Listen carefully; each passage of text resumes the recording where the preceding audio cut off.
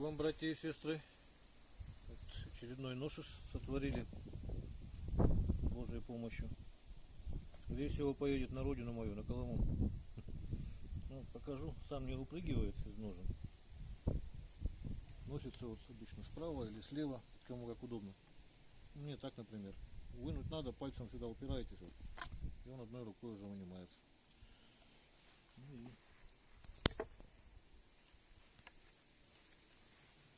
приступим. Это вот урок лося.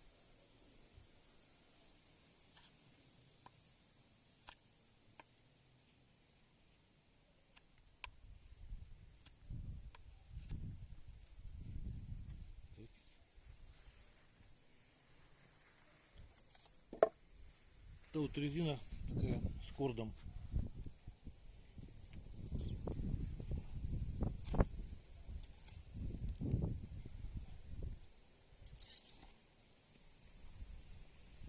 Видно, да, что режет с кордом. Нормально так.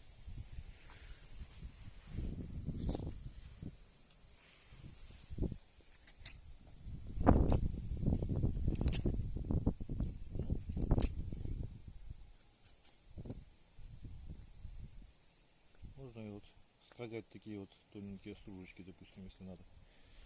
Вот эти вот вещи удобны.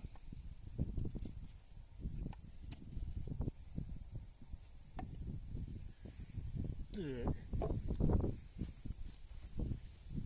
Коровий хвостик.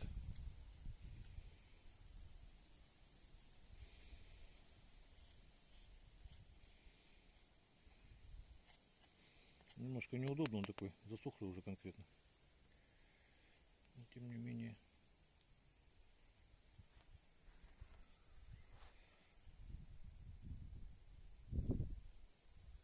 На весу неудобно немножко.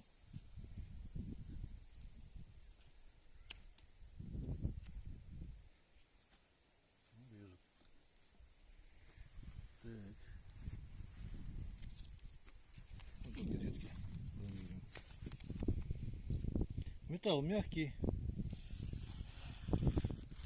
Скорее погнется, чем сломается. Нравится быстро, это такой специально просили. Нужно здесь из двух половинок можжевельника, обтянутый хвостом крупного рогатого скота. Растительного дубления, то есть дубовой корой.